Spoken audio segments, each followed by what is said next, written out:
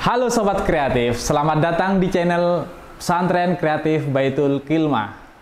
Hari ini kita punya pemateri yang luar biasa, seorang budayawan, tokoh nasional, sekaligus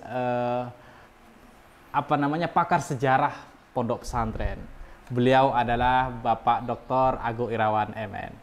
Nah Bapak Yai, kita manfaatkan waktu yang sesingkat ini Pak Yai. Monggo diujuk dulu airnya. Oh ya, makasih. Santainya. Saya minum dulu ya. Alhamdulillah. Ini Pak Yai, kita ketepatan di tanggal 22 Oktober ini semua santri di seluruh Indonesia merayakan Hari Santri Nasional. Kira-kira Pak Yai, dari perspektif pondok pesantren, apa yang menarik dari peristiwa ini? Karena banyak pengamat di luar itu menganggap ini hanya ajang politik, hanya ajang ya eksistensial belaka Cari gitu simpati ya. lah. Cari simpati mungkin begitu Pak Yai. Monggo waktu dan tepat Pak Yai. Baik, Assalamualaikum warahmatullahi wabarakatuh. Alhamdulillahirrabbilalamin. Muhammad sallallahu alaihi Muhammad wa ala alihi wa ashabihi ajmain. Sahabat kreatif semuanya, baik, pertanyaan yang bagus ini ya. Apa yang menarik ya? Saya kira sangat menarik dan justru kita terlambat ya.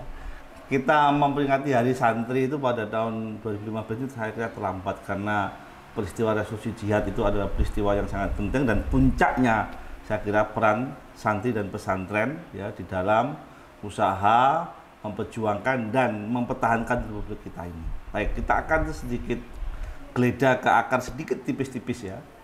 Yang pertama ya, kita merujuk kepada dokumen dari orang-orang yang justru kolonial sendiri ya, yang Anthony Reid misalnya mendokumentasikan tentang pemberontakan kaum santri di Nusantara sejak para kolonial itu datang ya.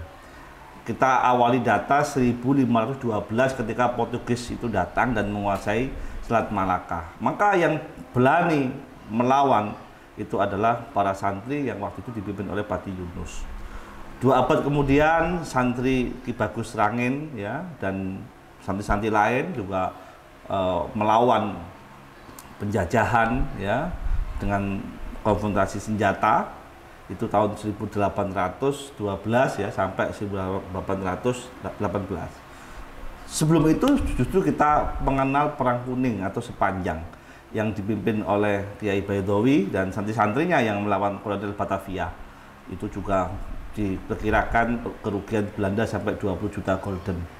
Kemudian Perang Diponegoro, seorang santri kita tahu, dan itu perang yang besar yang diperkirakan juga habis 30 juta gulden.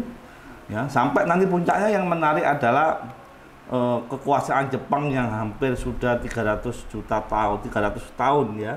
Itu kemudian pada bulan Maret ya, tanggal kalau nggak salah 16 ya, Jenderal Terporter itu menyerahkan kekuasaannya kepada Jepang karena memang Belanda sedang banyak multidimensi krisis ya, sehingga tidak kuat, sementara Jepang sebagai negara yang kuat dan mengambil alih posisi Nusantara atau Hindia Belanda ini sebagai jajahan kembali. Yang menarik waktu itu adalah ketika sudah diambil alih oleh Jepang, kemudian Mbah Hashim itu diangkat menjadi mufti agama Islam negara Hindia Belanda oleh Jepang atau disebut sebagai Sumubu. Nah, kita tahu waktu itu bagaimana reaksi orang-orang yang di luar kita ya, nasionalis ya. Itu wah macam-macam lah ya, pokoknya dianggap antek lah, pengkhianat lah, tetapi termasuk bahwa sendiri yang terkecoh dengan suara-suara itu ya, saya membaca ini juga didokumentasi misalnya media Fajar Timur, kemudian ada Kedaulatan Rakyat dan sebagainya. Mbah Hashim benar-benar dianggap antek Jepang atau penjajah. Mbah Hashim tetap istiqomah dan dia menjalankan strateginya bahwa untuk merdeka itu tidak hanya butuh peperangan tetapi butuh strategi, itu intinya. Jadi Mbah Hashim mau, dan waktu itu tidak hanya menjadi mufti ya, tapi Mbah Hashim membuka kantor Sumubu pusat dan Sumukaco di daerah untuk untuk mendirikan pelatihan militer yang disebut sebagai Sabilillah, kemudian Hizbullah dan Hizbul Bantu Waton. Jadi ini kelak nanti yang menjadi alat perlawanan ya tidak hanya bagi Jepang untuk melawan Nica, tetapi juga bagi pribumi untuk melawan Jepang di kemudian hari. Oke Pak Yai, berarti penolakan terhadap kaum santri itu bukan hanya sejak beberapa dekade hari zaman kita ya, tapi sejak era Bahasim sudah banyak ya, yang kaum nasionalis. Maksudnya bagaimana itu Pak? Enggak, jadi gini, tadi yang saya maksud adalah banyak orang nasionalis yang tidak ingin sejarah ini dikenang bersama. Kenapa? Bahaya dalam tanda kutip.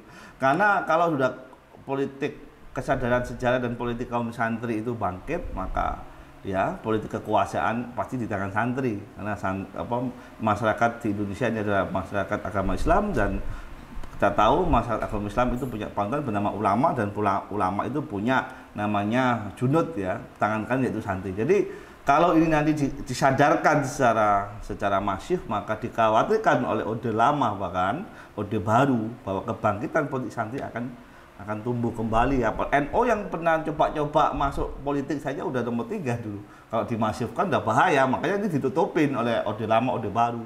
Baru ketika Orde Reformasi zaman Pak Jokowi lah kesadaran sejarah pentingnya pesantren, santri dan kiai ini dimunculkan dan diberi jasa dengan diberi kehormatan dengan Hari Santri.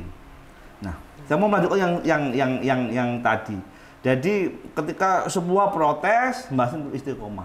Kata beliau, kurang apanya para guru-guru kita, pendahulu kita untuk melawan penjajah. Ada Imam Bonjol, ada Pati Yunus tadi, ada Pati Murah dan Sultan Hasanuddin. Itu kurang apanya. Nah, jadi kalau soal pemberontakan, perlawanan kita nggak pernah kurang. Tapi apakah bisa merdeka? Jangankan satu negara bangsa NKRI ini, satu pulau, 2 pulau, 3 pulau, dan kita beribu pulau.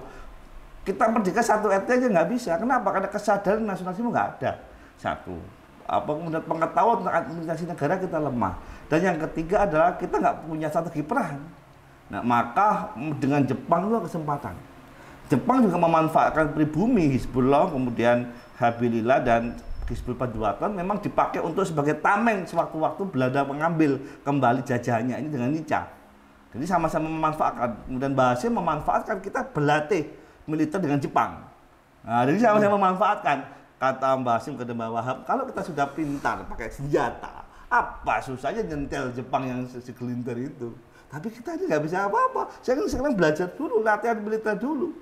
Nah, dan ini terbukti ketika Jepang kerepotan diserang oleh Nica yang waktu itu Belanda bonceng di situ, ya yang menghadapi adalah Sabilillah ini, gerakan-gerakan militer sipil ini, Hizbullah, Hizbul Padwaton ya. Jadi ternyata memang ampuh. Nah, setelah Nica sudah takluk, kemudian kan kekuatan kita posisi kita sudah kuat sekali. Jepang udah mengambil perhitungan kalau kita nggak merdeka. Kan selama itu Jepang yang janji merdeka, tapi nggak pernah diwujudkan. Karena kita masih lemah. Begitu kita sudah punya namanya Hizbullah, punya Sabilillah, dan punya Hizbul Padwaton, sebagian waktu itu ada peta karena itu remaja yang bukan santri, ya mereka ketakutan sehingga tidak ada jalan kecuali kita harus merdeka memang. Jadi itu strategi yang luar biasa. Maka wajar kalau misalnya saat Sahab itu wartawan Lebanon waktu itu di Indonesia menulis bahwa Mbah Sim itu adalah alumnati Israel Indonesia, peletak batu dasar atau pondasi kemerdekaan Indonesia. Dan itu sejarah itu ditutupin, mungkin ditiadakan, mungkin disembunyikan selama Orde Baru sama Orde Lama dan Orde Baru. Bahkan Orde Reformasi pun sekarang ini masih banyak yang menutupin ketakutan nasionalis itu dengan politik santri. Kalau bangkit kita bersatu, udah kalau pilpres udah gak usah pemilu pasti menang kalau bangkit dan bersatu. Makanya ini menutupi. Iya. Jadi terakhir gitu ya. Kemampuan Mbah Hasim membaca kekuatan lawan, bekerja sama dengan lawan untuk memberdayakan diri sendiri. Apa kira-kira interpretasi yang lebih dinamis di hari ini, Pak? Ya, saya kira santri itu punya strategi. Ya, di dalam medan juang. Maka saya tadi mengatakan bahwa di amal upacara bahwa DNA santri adalah DNA pejuang dan strategi. DNA santri adalah DNA pejuang. Itu mohon dicatat Sobat Kreatif. boleh dengan konfrontasi, bukan dengan strategi. Tapi Mbah Sim strategi itu. Strategi. Kekuatan dibangun dari dalam, ya, dari yang kecil. Coba dicek. Kita itu kalau tidak ada, mohon maaf, kalau kita urut, kalau kita itu tidak pernah mengangkat atau mengakui Mbah Sim sebagai ketua atau mufti Sumubu, nggak ada TNI. Ya. Karena sampai negara kita itu merdeka, ya 17 Agustus itu diprogram, sampai Oktober nggak punya kekuatan militer kita. Yang ada hanyalah Hizbullah, Sabilillah, kemudian Hizbul Waton, ya, Pandu Hizbul Waton, ya, yang punya Muhammadiyah, ya. Jadi kalau Sabilillah ini adalah punya pesantren, Hizbullah ini remaja masjid, ya. Kemudian Pandu Hizbul Waton ini punya Muhammadiyah, dan di luar ini ada namanya PETA, ya. Dan PETA atau TKN nanti itu anggotanya cuma seberapa, nggak banyak. Bahkan 10 komandan batalion sampai resimen semua santri. Nah, ketika kemudian loh ya kita sudah merdeka, kok kita nggak punya tentara, itu baru yang mengambil dari sini. Nah, jadi itu jasa Mbah Sim itu. Nah, sampai kantor-kantor yang sekarang disebut sebagai kantor TNI yang provinsi itu TNI itu. Nah, itu dulu kantor Sumukaco. Ya, Sumukaco itu kantornya Kementerian Agama cabang zaman Jepang. Jadi jejak militer itu juga dari pesantren, dari kiai-kiai, itu harus diingat. Karena TKN nggak seberapa, PETA nggak banyak. Cek sejarahnya di sejarah arsip TNI. Ya. Oke, begitu Sobat Kreatif, ternyata kemampuan santri, potensi santri itu sangat besar. Jika kesadaran santri itu solid, kemudian santri bersatu, ini menjadi kekuatan kekuatan kebangsaan yang luar biasa, yang bisa menentukan arah dan nasib bangsa dan negara kita. Karena DNA santri adalah DNA pejuang. Ya, karena DNA santri adalah DNA pejuang. Terima kasih. Terima kasih Pak Yai. Kita bertemu di kesempatan yang lain. Begitu Sobat Kreatif. Terima kasih dari saya Imam. Sampai ketemu. Assalamualaikum warahmatullahi wabarakatuh. Waalaikumsalam warahmatullahi wabarakatuh.